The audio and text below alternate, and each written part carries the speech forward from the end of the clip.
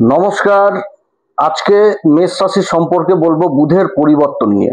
বুধ 24শে অক্টোবর রাশি পরিবর্তন করছে, প্রবেশ করবে হচ্ছে বৃশ্চিক রাশিতে। 24শে অক্টোবর বৃশ্চিক রাশিতে প্রবেশ করবে এবং এই পরিবর্তনটা বুধের যে হচ্ছে এটাতে কিন্তু একটা টুইস্ট আছে। বুধের কিন্তু একাধিক রূপ এই সময়কালে দেখতে পারবো, কারণ এবারের পরিবর্তনটা সাধারণ পরিবর্তন না, একটা অসাধারণ পরিবর্তন নিয়ে যাচ্ছে, অনেক দিনের একটা পরিবর্তন নিয়ে যাচ্ছে। তো এই যে বুধের পরিবর্তনটা হচ্ছে, এই পরিবর্তনে মেষ রাশি কোন দিক থেকে লাভবান হবে, কোন দিক থেকে আবার বিশেষ সাবধান, এবং কোন বিশেষ উপাচার এই সময়কালে করবে, এই সমস্ত কিছুই আজকের ভিডিওতে তুলে ধরবো।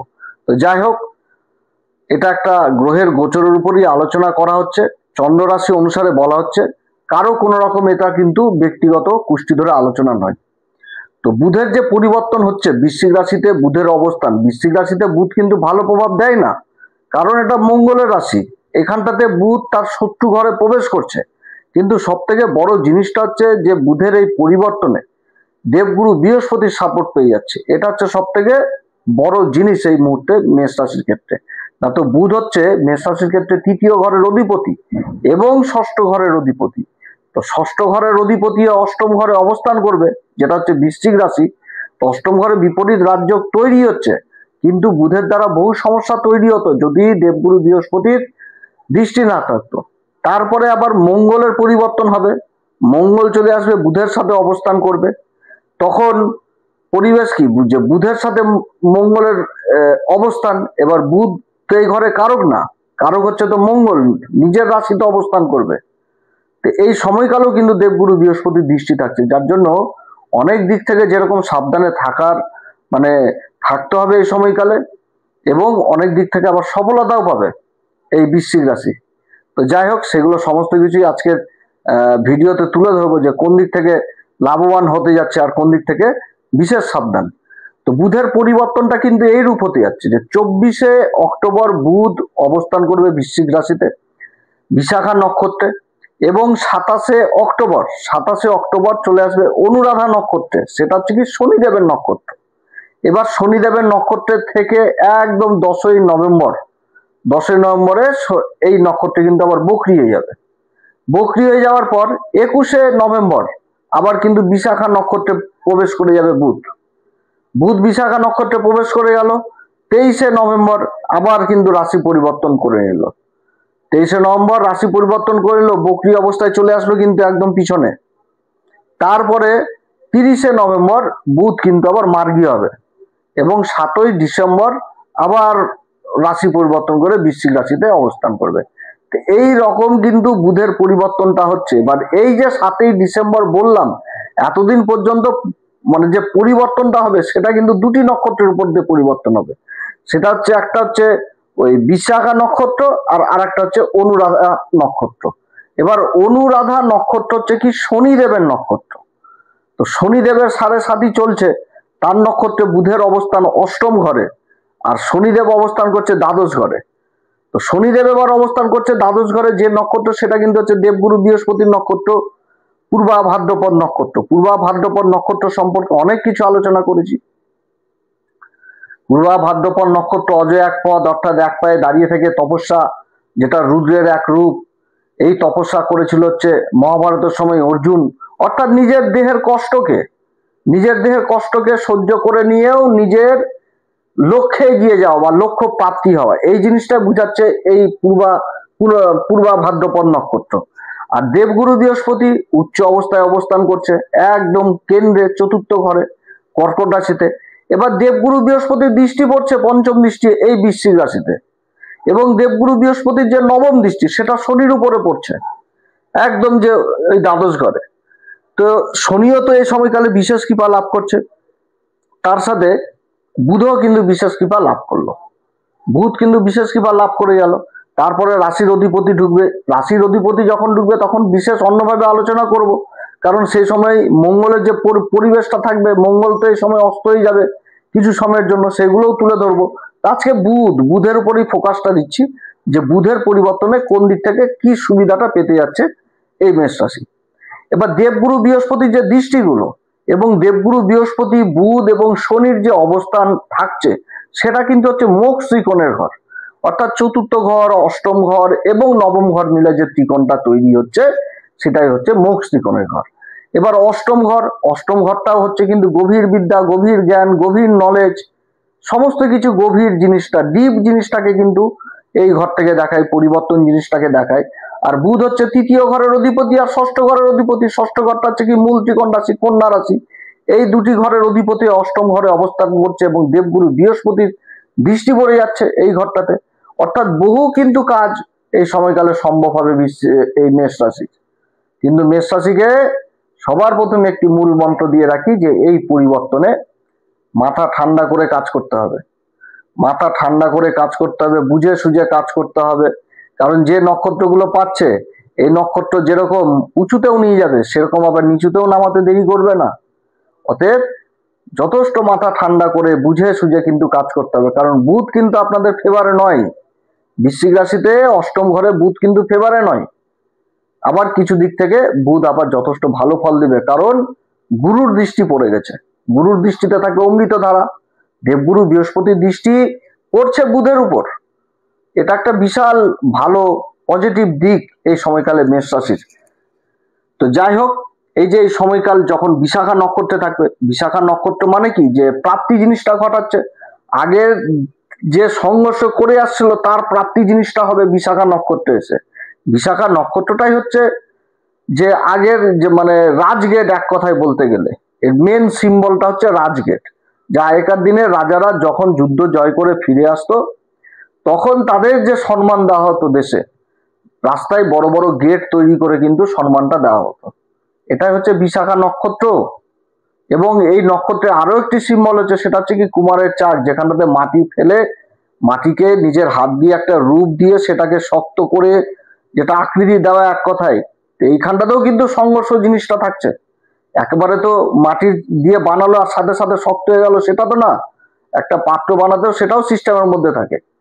তো এই নক্ষত্রে কিন্তু সেই উচ্চ পদ হাসিল কিন্তু হবে এই সময়কালে এই বুধের দ্বারা। এবার ষষ্ঠ ঘরের অধিপতি, ষষ্ঠ ঘর কি অসুখ বিসুখ, তো তারপরে হচ্ছে যে কোনো কম্পিটিশন, সেইগুলো জিনিসকে দেখা হচ্ছে। এবার অষ্টম ঘরে অবস্থান করছে বুধ, অবস্থান করছে, তাহলে এইখানটাতে কি বুঝাচ্ছে, যারা মেডিকেলের সাথে যুক্ত রয়েছেন, যারা অসুখ বিসুখের মানে কোনো আয়ুর্বেদিক ট্রিটমেন্ট করছেন বা কোনো ডাক্তারি নিয়ে পড়াশোনা করছেন, গভীর রিসার্চ করছেন, সেই দিক থেকে শিক্ষার দিক থেকে কিন্তু একটা বিশেষ এই সময়কালে লাভবান হবে এই বিশাখা নক্ষত্রে থাকাকালীন এই বৃশ্চিক রাশি।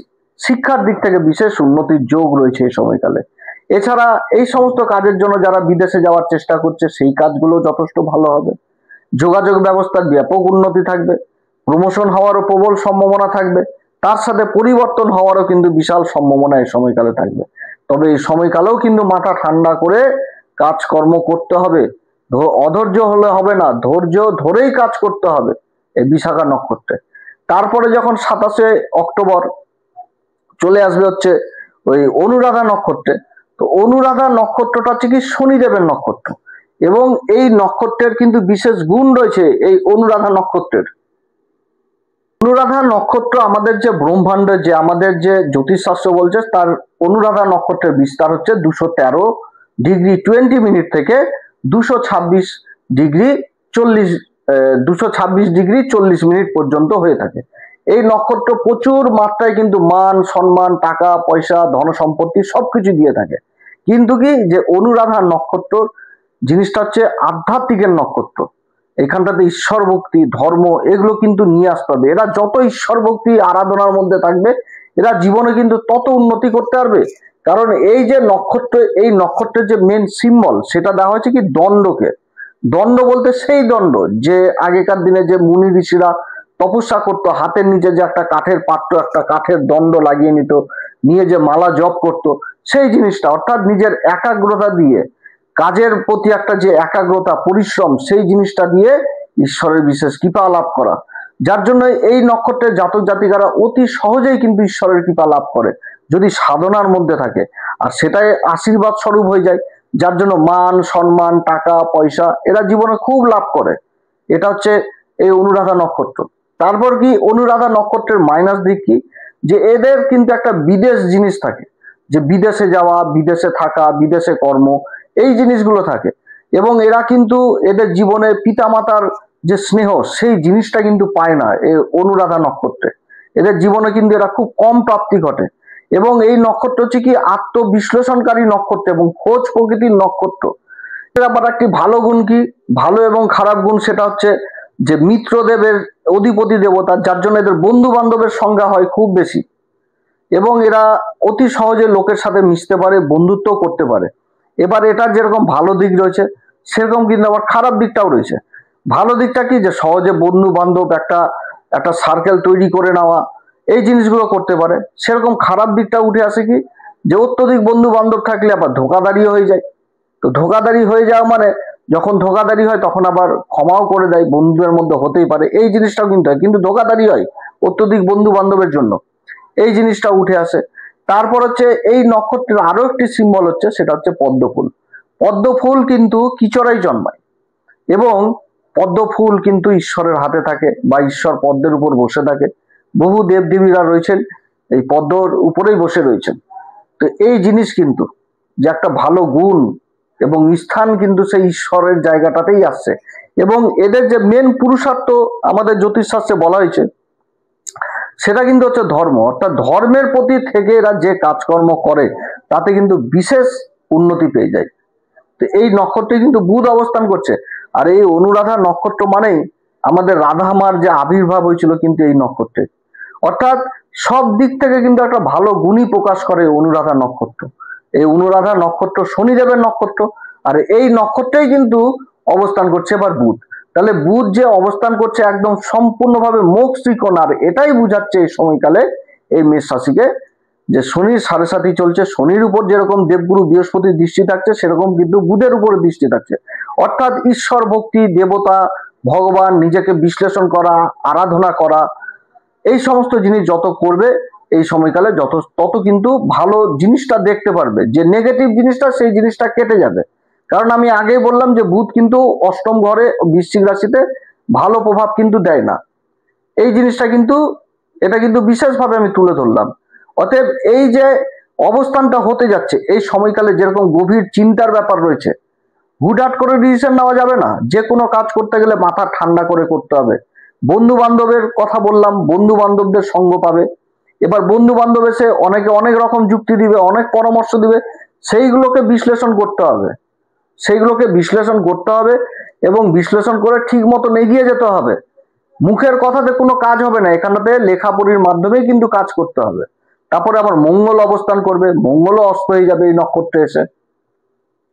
তো এইরকম জিনিসটা এই অনুরাধা নক্ষত্রে। তো বুধের এই অবস্থানে শিক্ষার দিকটাও যেরকম উঠে আসছে, কাজকর্মের গতিটাও আসবে।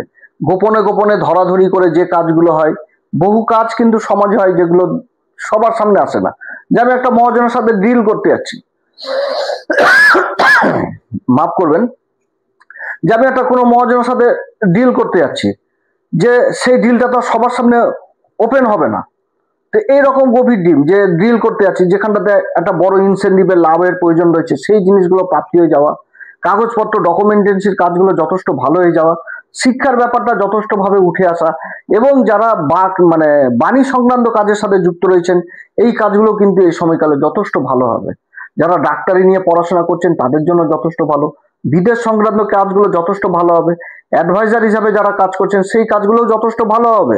চার্টার অ্যাকাউন্টেন্ট, তারপরে হচ্ছে ওকালতির কাজের সাথে যুক্ত রয়েছেন, মিডিয়ার কাজের সাথে যুক্ত রয়েছেন, সোশ্যাল মিডিয়াতে অ্যাক্টিভ রয়েছেন, মার্কেটিং এর কাজের সাথে যুক্ত রয়েছেন, এই কাজগুলো কিন্তু যথেষ্ট ভালো হবে। তার সাথে ইম্পোর্ট এক্সপোর্টের কাজও যথেষ্ট ভালো হবে এবং তার সাথে কর্মে কিন্তু পরিবর্তন জিনিসটাও থাকছে। অতএব এটাও কিন্তু ভুললে চলবে না। এই পরিবর্তনে খুবই ভালো অবস্থান হতে যাচ্ছে বুধের এই পরিবর্তন। যদি দেবগুরু বৃহস্পতির আশীর্বাদ বা দেবগুরু বৃহস্পতির দৃষ্টি না থাকতো তাহলে অনেক দিক থেকে সমস্যাতে পড়তে হতো। তো যাই হোক, এই সময়কালে মাথা ঠান্ডা করেই কিন্তু কাজ করতে হবে। কারণ মেষ রাশির সব থেকে মাইনাস দিক হচ্ছে যে হুটহাট ডিসিশন নিয়ে ফেলে এবং নিজের দোষটাকে কিন্তু বুঝতে পারে না, যে আমি কোথায় ভুল করলাম সেটা কিন্তু বুঝতে পারে না। আর বুঝে যদি থাকে তো সেটাকে এড়িয়ে যাওয়ার চেষ্টা করে। অতএব এই জায়গাটা কিন্তু মেষ রাশিকে ধরতে হবে। যেহেতু সাড়ে সাথী চলছে, অতএব নিজের যে ভুল কুটি যেটা রয়েছে সেটাকে সমাধান করেই কিন্তু এগিয়ে যেতে হবে। ভুলকে ভুল রেখে এগুলোই কিন্তু মেষ রাশির বিপদ রয়েছে, অসুবিধায় পড়তে হবে। এবং তার সাথে একাধিক কাজ নিয়ে নেওয়া, একসাথে একটা কাজ না, আরো 2, 3, 4, 5টা কাজ নিয়ে নেওয়া, এরকমও হয় মেষ রাশির। এবং কি করবে, একটা কাজ যদি ডিস্টার্ব হয়ে যায় সেদিকে আর ফোকাস দিবে না, অন্য কাজের উপর ফোকাস দিয়ে দিবে, ওই কাজটাই কিন্তু মাছের কাটার মতন গলাতে আটকে যাবে। অতএব এদিক থেকে কিন্তু সাবধান। আর কি করতে হবে, যে তর্ক বিতর্ক, গন্ডগোল, অশান্তি, ঝুট ঝামেলা, বেআইনি পথ, গোপন পদ্ধতিতে ইনকাম বা অন্যরকম পথ, এদিক থেকে সাবধানে থাকতে হবে। বেআইনি পথে যাওয়া যাবে না। প্রশাসনের লেভেলে উচ্চ আধিকারিকদের সাথে কথাবার্তাও ঠিক মতন করে বলতে হবে। তার সাথে হচ্ছে তর্ক বিতর্কে জড়ানো যাবে না, গুরুজনদের শ্রদ্ধা করতে হবে, যে কোনো কাজ মাথা ঠান্ডা করে বিশ্লেষণের মাধ্যমে কিন্তু এগোতে হবে। এই সময়কালে কোন উপাচার করবে, প্রত্যেকদিন হনুমান চল্লিশা, বজরং বাণ, শ্রীরাম সীতার প্রণাম মন্ত্র সহকারে পাঠ করবে। এবং তার সাথে করবে হচ্ছে ওই ভোলে বাবার বিশেষ উপাসনা করবে, কারণ যে নক্ষত্র অবস্থান করছে সেটা হচ্ছে এই অনুরাধা নক্ষত্র, শনিদেবের নক্ষত্র। আর শনি কিন্তু অবস্থান করছে আবার পূর্বা ভাদ্রপদে দ্বাদশ ঘরে। আবার এই সময়কালে কিন্তু যেরকম পরিবর্তন হবে তার সাথে কিন্তু আকস্মিক খরচাপাতি হবে। তো যাই হোক, এই সময়কালে অবশ্যই ভোলে আবার উপাসনা করবেন, বিশেষ অভিষেক করবেন, মহামৃত্যুঞ্জয় মন্ত্র প্রত্যেকদিন পাঠ করবেন। যারা গুরুর দীক্ষা নেননি তারা কিন্তু অবশ্যই গুরুর দীক্ষা নেবেন। তো এরকমই একটা প্রভাব পড়বে। এরপরে যখন আবার পরিবর্তন এগোবে তখন আবার জ্যেষ্ঠা নক্ষত্র নিয়ে বলবো। আপনারা সবাই ভালো থাকেন, এরপরে আবার আসবে একটি নতুন পর্ব নিয়ে। নমস্কার, ধন্যবাদ।